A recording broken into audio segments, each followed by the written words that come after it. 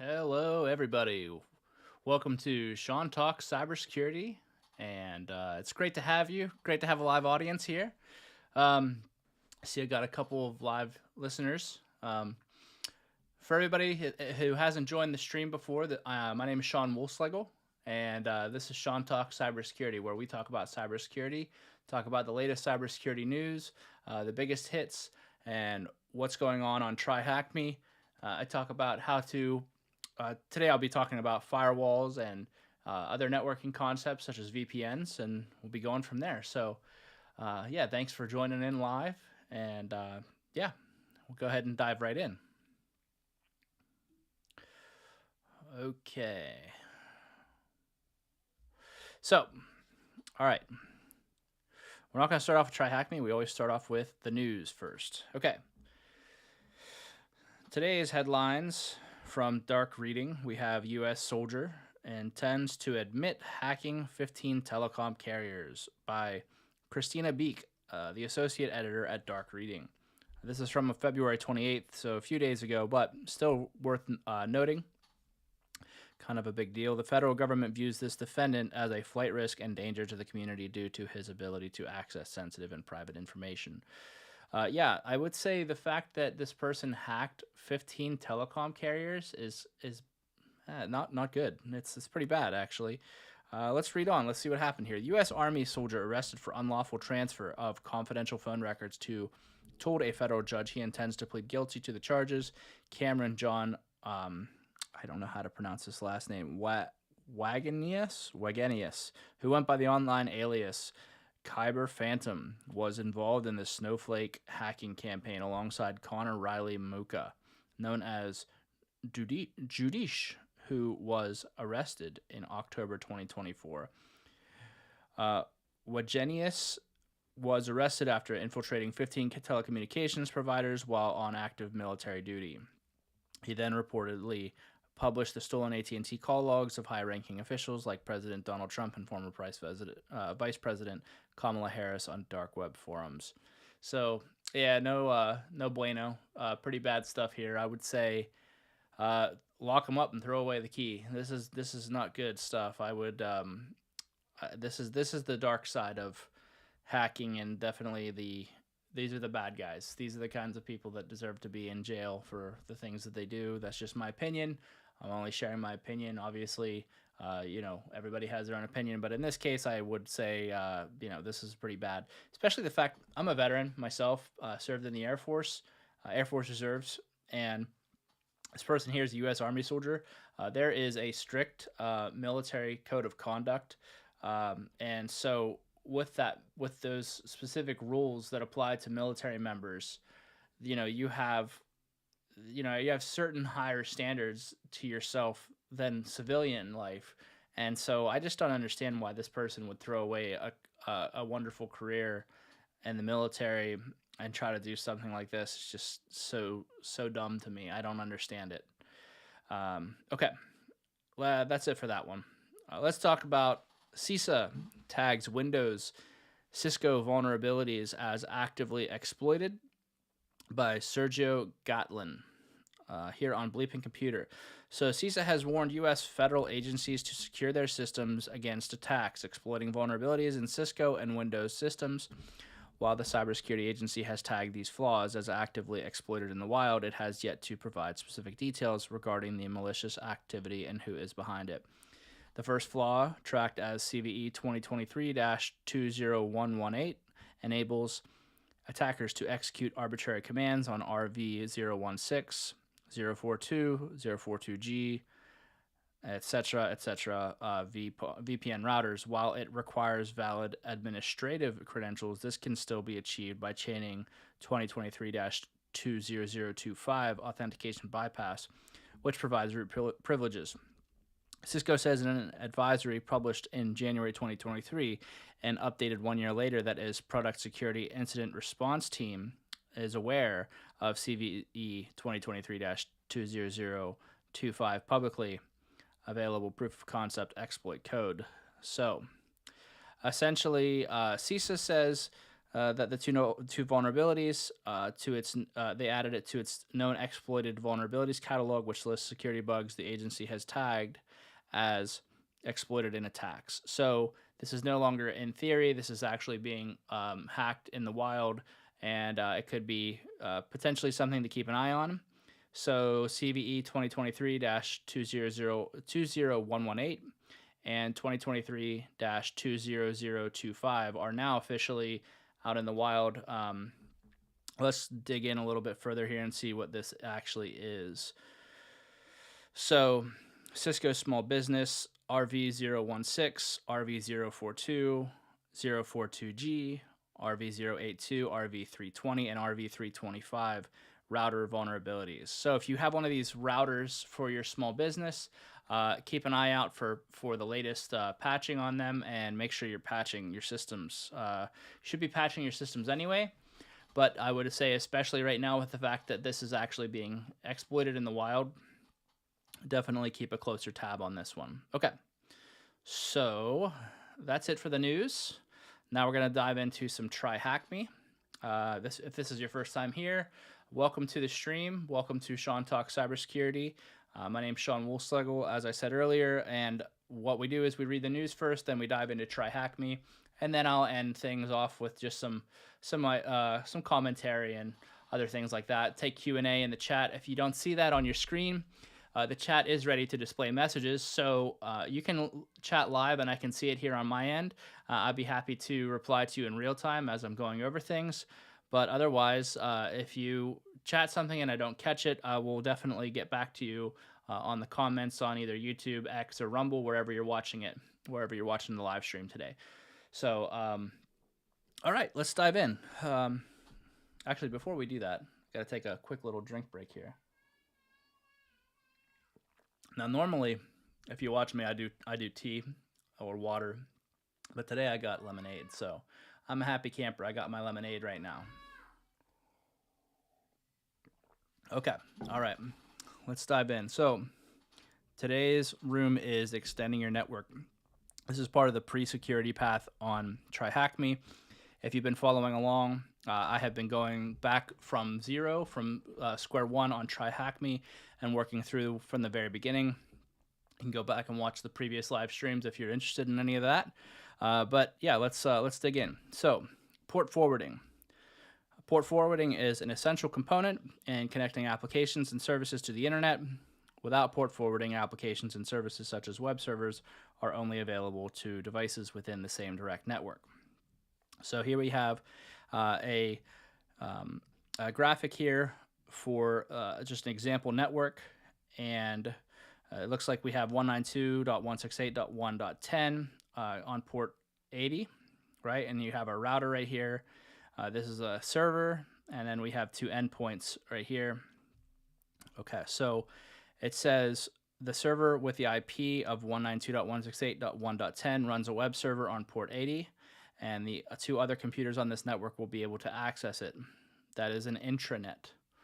Okay, so if the administrator wanted the website to be accessible to the public using the internet, they would have to implement port forwarding like in the diagram seen right here. So now this is now forwarding port 80.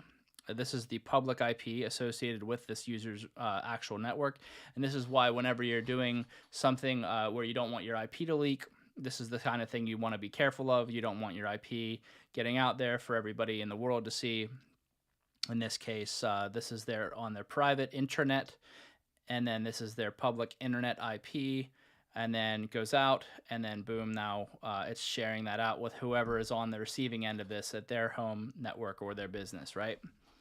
So with this design, network number 2 will now be able to access the web server running on network number 1 using the public IP address of network number 1, right? So if you have like something like Nginx, Nginx is a really popular one for hosting web servers. There's lots of different things you can do. You can actually just create one in Python and just basically host live for anybody. It's very easy to do. We can get into that later. But okay, so it's easy to confuse port forwarding with the behaviors of a firewall. which we're about to get into, a technology, as it says on Try Hack Me, that we'll come to discuss in a later task. However, at this stage, just understanding that port forwarding opens specific ports. In comparison, firewalls determine if traffic can travel across these ports, even if the ports are open by port forwarding. Okay, so what's the name of the device that is used to configure port forwarding? So that it would be our router. Okay. And for those new to the live stream, if you notice, I just have one. I take Sundays off to be with my family, so I'm never going to have more than 6 at a time usually. So that's why it's starting all over from scratch today. So, see, I got some more live stream, more viewers here on the live stream. Thank you guys so much for joining the stream live today. Really appreciate that. It's really great to see some more people on and watching me live. So thank you so much. Okay, so diving into firewalls. A firewall is a device within a network responsible for determining what traffic is allowed to enter and exit. You can think of a firewall as border security for a network. An administrator can configure a firewall to permit or deny traffic from entering or exiting a network based on numerous factors. Okay, so your firewall is essentially just the thing that prevents all the different bad guys from coming into your local network. If you have like a Windows computer at home, you might have a firewall on by default. Some administrators will turn that off so that way their network can function properly. But usually you want your firewall to be on because it's actually what keeps the bad guys from being able to get in and do malicious things on your machines. So permit or deny traffic from entering or exiting a network based on numerous factors. So we have, where is the traffic coming from? So has the firewall been told to accept or deny traffic from a specific network? Where is the traffic going to? Has the firewall been told to accept or deny traffic destined for a specific network? What port is the traffic for? So you can set up specific firewall rules to specifically block certain ports. For example, 3389, we talked about this the other day, RDP. Maybe you want to block RDP, so you turn off port 3389 on your router. Now RDP is now turned off, right? You can do that with any port, really. 22, 80, whatever, doesn't matter. What protocol is the traffic using? Has the firewall been told to accept or deny traffic that is UDP, TCP, or both? Maybe you have a specific business need that you just want to have Netflix on your routers for whatever reason, only Netflix traffic. So you just say only UDP traffic. I don't want any TCP traffic. Now, when you go to log into the site itself, I think that probably uses TCP if I had to guess. So I don't think this is probably a very common thing to block UDP or TCP, but you have that capability to do that. Okay, so firewalls perform packet inspection to determine the answers to these questions, and then firewalls come in all shapes and sizes, right? You can have it actually as a software firewall, which is built right into your machine. They make actual hardware firewalls. And they have smart features that actually go a little bit above and beyond what your actual computer does. So, basically, they can handle a magnitude of data to residential routers like at your home, or software such as Snort. Firewalls can be categorized into 2 to 5 categories. So we have stateful and stateless. So stateful is the type of firewall that uses the entire information from a connection rather than inspecting an individual packet. This firewall determines the behavior of a device based on the entire connection. Okay, that's the highlighted part, and that's very important. So stateful is based on the entire connection. The firewall type consumes many resources in comparison to stateless firewalls, as the decision making is dynamic. So a firewall could allow the first parts of a TCP handshake that would later fail. And then if a connection from a host is bad, it will block the entire device. And now stateless, the firewall type uses a static set of rules to determine whether or not individual packets are acceptable or not. A device sending a bad packet will not necessarily mean that the entire device is then blocked. With these firewalls, they use much fewer resources than alternatives. They're much dumber. For example, the firewalls are only effective as the rules that are defined within them. And if a rule is not exactly matched, it is effectively useless, right? The firewalls are great when receiving large amounts of traffic from a set of hosts. So, all right, what layers of the OSI model do firewalls operate at? So let's go back up here, and I can't remember off the top of my head what layers they actually operate at. We would want probably the network layer. So if you guys remember from the video I made on OSI, if you remember that, so we have please do not throw sausage pizza away. Those are our 7 layers. So we would want the physical layer, data link, network. So the network layer would be layer 3. So layer 3, and you can see how this is handy for on an exam. You can see why you would want to do that. Please do not throw sausage pizza away. You can just kind of figure that out in your head as you go. Okay, so layer 3, and then we have our transport layer. So I would say layer 4. This is my best guess just based on my knowledge. So yeah, layer 3 and layer 4. Perfect. What category of firewall inspects the entire connection? The entire connection would be stateful. And what category of firewall inspects individual packets? That would be stateless. More often than not, you have a stateless firewall. This is your Windows firewall. And so normally, like I'm on a Mac right now, so I have a stateless firewall on my Mac. And if you have like your advanced actual firewalls, the devices themselves, those are going to be stateful. So if you work in an enterprise, sometimes you have Cisco Meraki for your networks. So Cisco Meraki is going to be a stateful firewall. Okay, so it looks like we got a practical example. So this stuff is fun. I like doing this stuff here because it's actually kind of gamifying it. So it wants us to deploy this. All right, so and then malicious traffic are marked as the packets in red. The legitimate traffic are the packets marked green. The protocol you need to block is port 80. So configure the firewall to prevent the malicious packets from reaching web server 203.0.110.1.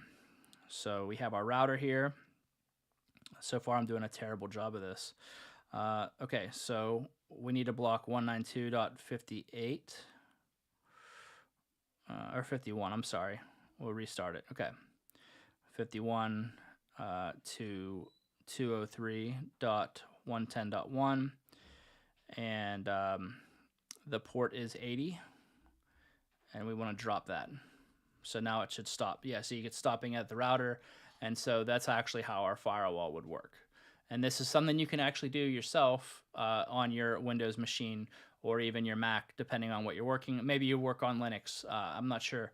But you can set all these rules up depending on whatever you're on. All right, so our flag was THM firewalls rule. If you're new to Capture the Flags, basically TryHackMe is a capture the flag site. And what you do is you do gamified learning. And you can kind of figure things out right here on the fly. And they give you flags. It makes it more fun. I would recommend, in addition to watching my videos here, I would say go out and actually create yourself a TryHackMe account. And this isn't sponsored in any way or anything like that. Just go out to TryHackMe, sign up for a free account, and check it out. It's a lot of fun. It's a good thing if you like video games. Replace your video game habit with TryHackMe. Get better at cybersecurity. Okay. Take a quick little break here for a second here. Take a drink. Okay. All right, so we just finished up with firewalls, and now we're on to VPN. Chances are pretty much everybody on this stream has probably heard of a VPN before. VPNs are all the rage. I think that everybody who has a YouTube channel or has a YouTube account, you probably see in every other video sponsored by NordVPN or sponsored by whatever VPN.com, right? And so VPNs obviously have a big name when it comes to cybersecurity. They are very important for your security. They really do work, and they do actually help protect you if you get a reputable one, right? So my example that I'm going to give is Proton VPN. Again, this is not sponsored. This is just my own personal recommendation. Sean talks cybersecurity. I recommend Proton VPN. I'm not getting paid to say that. This is just my own thoughts. I love it. I think Proton is one of the best because they actually protect your privacy. They care about your privacy. They care about your security. It's easy to set up, easy to use, and I think that Proton's probably the best out there. There are others as well, but Proton is the one that I would highly recommend to people if you're looking for a good VPN. So, a VPN is a virtual private network, and it's a technology that allows devices on separate networks to communicate securely by creating a dedicated path between each other over the internet known as a tunnel. Devices connected within this tunnel form their own private network. So basically, it's taking all the, you can think about it like it's taking all the bad stuff and it's putting it through like a straw almost. Like you got a big old tube right here, and all the bad stuff's out here, and you're going through that. All your good stuff's going right through that main stream. So basically, you have here network 1, network 2, network 3, right? Our VPN. So we have network 2. Like let's say this is your business, right? Whatever your job is, this is your house, right? So and then you have 2 computers here, one computer here at your business, one computer here at your house, and they both have a VPN turned on. So boom, they're actually consolidated into their own separate network. Even though they're on this main network, even though this one's on this main network, it's actually talking over this VPN. So, and it could be anything, like I just said, like the example Try Hack Me says is Office 1 and Office 2. It could be your house, it could be 2 houses, it could be whatever, right? So the devices connected on network 3 are still part of network number 1 and number 2, like I said, and also form together to create a private network, a virtual private network that only devices that are connected via this VPN can communicate over. So some of the benefits are that it allows networks in different geographical locations to be connected. This is especially useful if you're in a country that does not let you watch certain content, for example, like maybe you have Netflix and you want to watch I forget that show. I think it's called like The British Bake Off or The Great British Bake Off or something. My wife loves that show. And so, like, for example, if Netflix all of a sudden decided to just like yank that and now my wife couldn't watch it, well, if we have a VPN and we set that up and it's, I kind of forward our country over to Great Britain, well, now, or I guess it's the United Kingdom. So I'm an American, and that just kind of comes with the territory. But if you have that and you set it up, now she can watch the Great British Bake Off or whatever it's called, And so that's one benefit, and you probably have heard that before from other YouTubers. But it also offers privacy and it offers anonymity.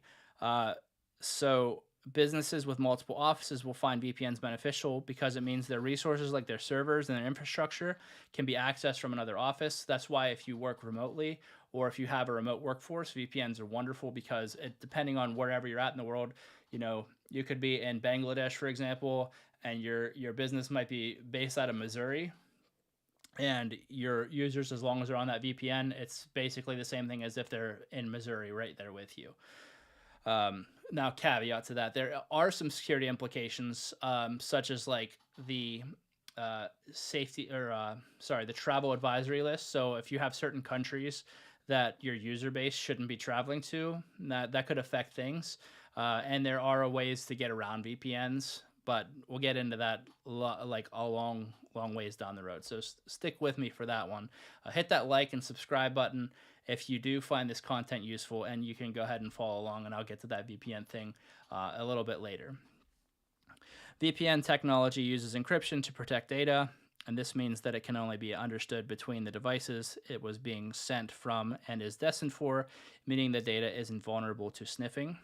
And encryption is useful in places with public Wi-Fi where no encryption is provided by the network. So like, let's say you're in a coffee shop or you're in an airport and you want to get on there and you want to watch whatever, your YouTube, or you want to watch Prime Video. You turn on your VPN and now you're private and you don't have to worry about malicious actors in the airport or that coffee shop seeing what you're doing online. HTTPS also offers a layer of encryption, But like anything else in security, we want to actually add those layers in. So you want to have a VPN plus HTTPS layered in there. So journalists and activists depend on VPNs to safely report on global issues in countries where freedom of speech is controlled. And usually your traffic can be viewed by your ISP and other intermediaries and therefore tracked. The level of anonymity a VPN provides is only as much as how other devices on the network respect privacy. So a VPN that logs all your data history is essentially the same as not using VPN. And that's why I recommend Proton VPN. Again, I'm not sponsored, but at least they do respect your privacy. They give you the anonymity that you're looking for. Highly recommend using a reputable VPN. It doesn't have to be Proton. That's just what I personally recommend. But as long as they say in their terms of service or their license agreement with you that they actually don't log your stuff and all of your data is held private, that's what matters. Okay, so TryHackMe uses a VPN to connect you to our vulnerable machines without making them directly accessible on the internet. And that means that you can securely access the machines, and service providers such as ISPs don't think you're attacking another machine on the internet, which would be very bad. So TryHackMe is very good that way, and it's one of the reasons why I like them. So again, I'm not sponsored by TryHackMe either, so for what it's worth. Okay, so VPN technology has improved over the years. Let's explore some of the existing VPN technologies. PPP. This technology used by PPTP to allow for authentication and provide encryption of data. VPNs work by using a private key and public certificate, similar to how SSH works. If you remember, I went over SSH. You can go back to my previous live streams and watch that. This technology is not capable of leaving a network by itself, and it is non-routable. Okay, so it uses PPTP. So let's talk about PPTP. The point-to-point tunneling protocol is the technology that allows the data from PPP to travel and leave a network. PPTP is very easy to set up and is supported by most devices. It is, unfortunately, weakly encrypted compared to alternatives, so keep that in mind. And then IPsec, or IPsec. Internet Protocol Security, or IPsec, encrypts data using the existing Internet Protocol framework. IPsec is difficult to set up, but it boasts stronger encryption and is supported on many devices. Your VPN should be using IPsec in 2025. What VPN technology only encrypts and provides authentication of data? Okay, so we would want PPTP. Oh no, sorry, PPP. What VPN technology uses the IP framework? Okay, so. And then our LAN networking devices. This might be a little bit of a refresher. We went over this. It was in our last live stream about routers and switches. And I think we went over it in the live stream before that. So we're going to dive into that a little bit. Take a very quick drink break here, and then we'll dive into that. I don't know if you guys have ever heard of the term tongue-tied, but after you're sitting here and talking, you kind of like get dry mouth after a while. So having a drink on hand really helps out. Also helps out for interviews as well. If you're interviewing for cybersecurity jobs, just have a glass of water or something.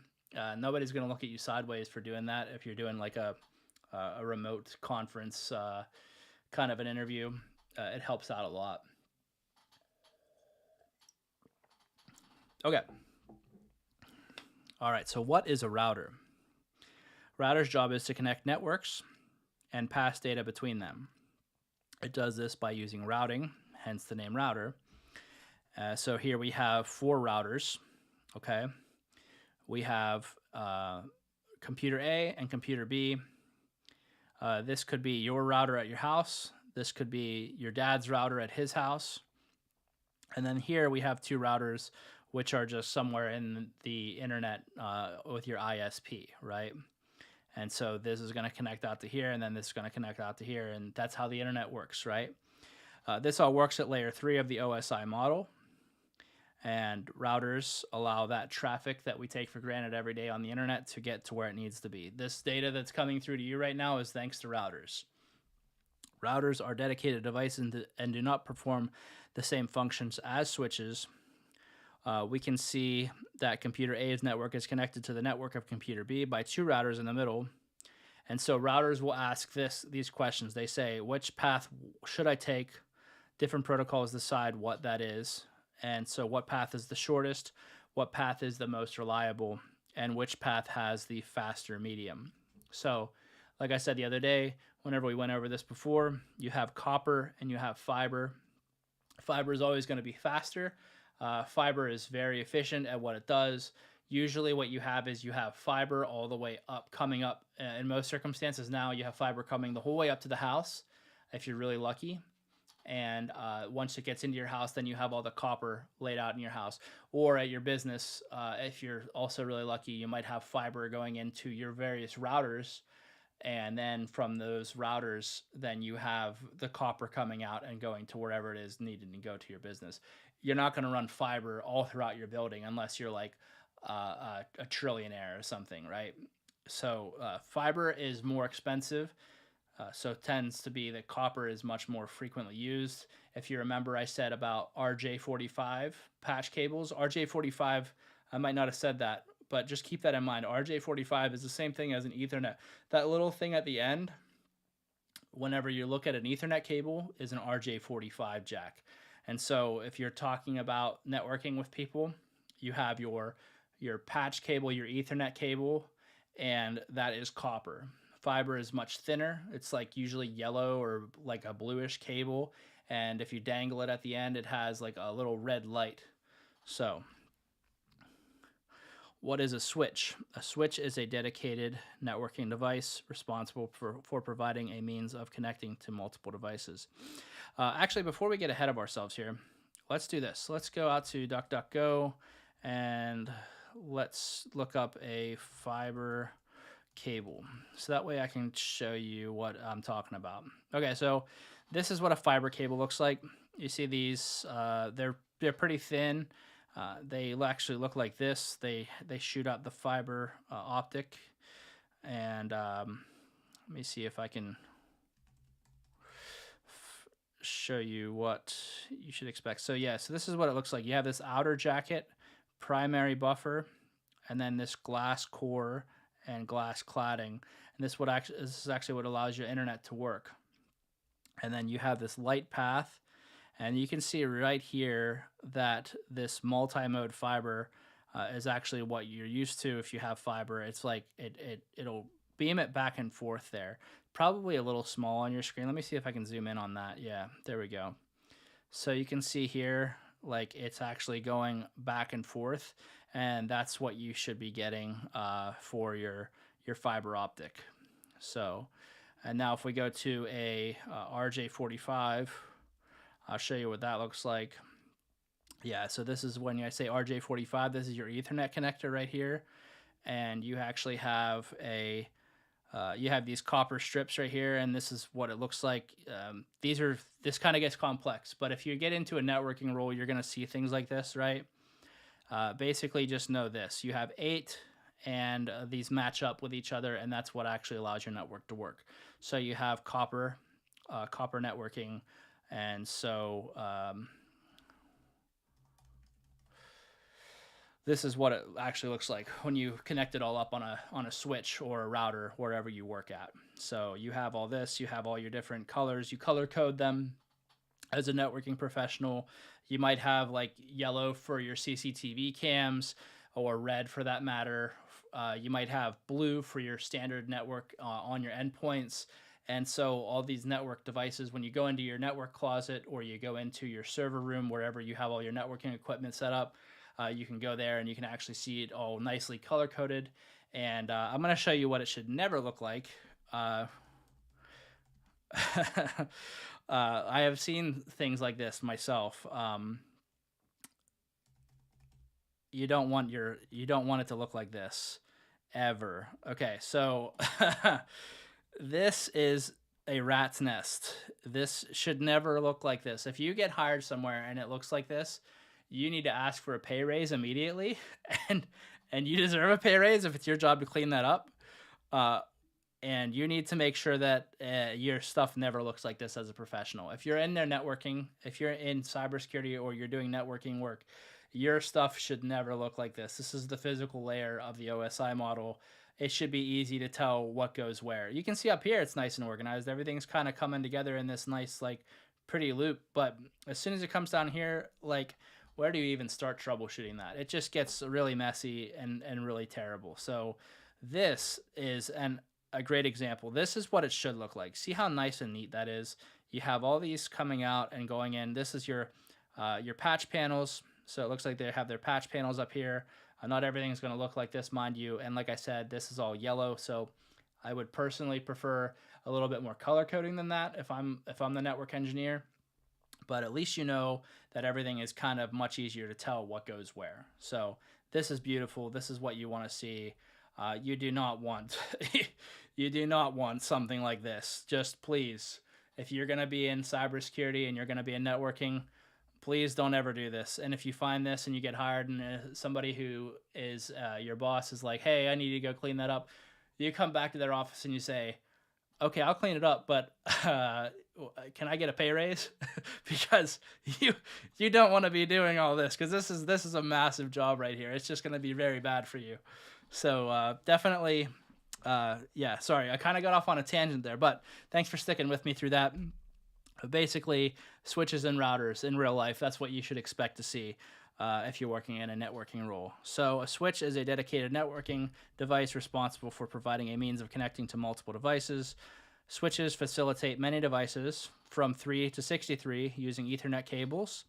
Switches operate at layer 2 and layer 3 of the OSI model. So keep that in mind. So switches are at layer 2 and layer 3, and our firewalls are at layer 3 and layer 4. So these things kind of, if you take notes as you go along here, you keep that in mind.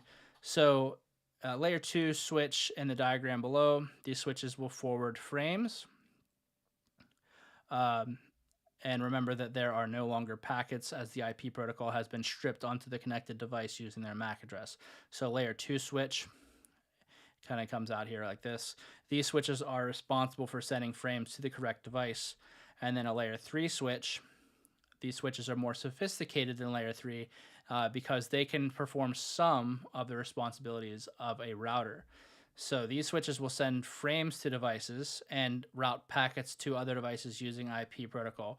And so sometimes you might hear it as a smart switch. That's basically what this is. Take a look at the diagram below. And so we have two IP addresses, 192.168.1.1 and .2.1. Okay, so this is the VLAN. This is extremely important. You will work with VLANs in your career as a cybersecurity professional. VLANs are super useful. Even if you don't work in cybersecurity, maybe you work at a business and you just you have a specific VLAN that you're on. Maybe you're on the finance team. Maybe you're on the HR team, whatever. It could be any team for that matter. And you might have a specific VLAN that all of your machines exist on. So also subnets. VLANs and subnets are two different ways to do similar actions, but also a little different. So, okay, so let's talk about it. A technology called VLAN, Virtual Local Area Network, allows specific devices within a network to be virtually split up. This split means that they can all benefit from things such as internet connection, but are treated separately. So, in my career, I have seen it where VLANs, a specific VLAN is for all of your CCTV. CCTV is just a fancy way of saying all of your secure cameras, like the cameras that you have, security cameras, because you don't want everybody to have access to that. You don't want somebody to be able to type in an IP on their browser and then just get out and see whatever the live video is for that security camera. That would be bad. So you have that separated out into its own VLAN. So the network separation provides security because it means that the rules in place determine how specific devices communicate with each other, and this segregation is illustrated in the diagram below. So sales department right here, and then the accounting department, they're on separate VLANs. So the accounting department can't see what the sales department does. Sales department can't see what the accounting department does. So that network is kept separate, maybe due to ethical reasons, or maybe there's a security reason, but they do that for that reason. So what is the verb for the action that a router does? Routing. What are the two different layers of switches? Layer 2, and layer 3. And so we have that layer 2, which is basically it's a dumb router, or it's a dumb switch. I'm sorry, a dumb switch. It's not going to actually do anything. And then layer 3 would be actually forwarding frames on, and so that's our smart switch.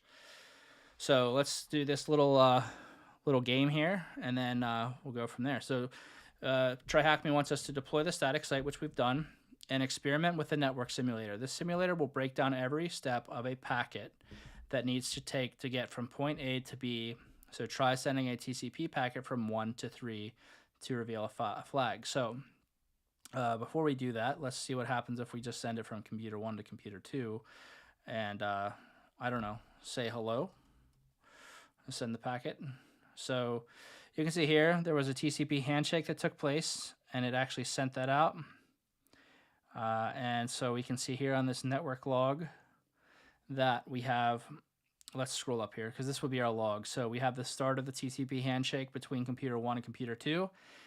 So it sent the SYN packet from 1 to 2, and then it says who has computer 2. So that was our ARP request. And then the ARP response was, hey, hey, computer 1, I'm computer 2.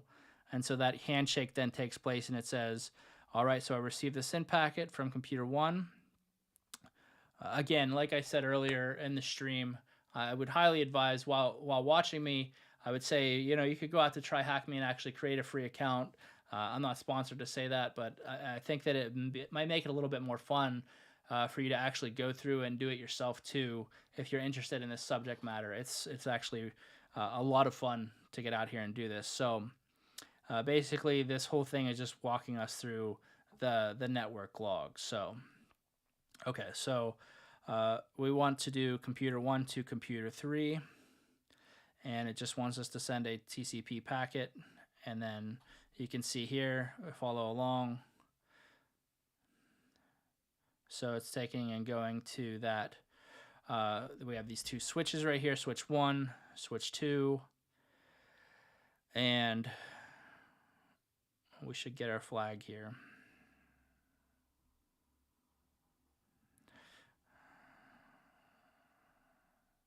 It wants us to use Chrome or Firefox, and I'm on Safari. So, okay, so THM, you've got data. You've got mail. All right. Little call back to the AOL days, if any of you are old enough to remember that. How many handshake entries are there in the network log? So, how many handshake entries? Well, a lot more than what it should be right now.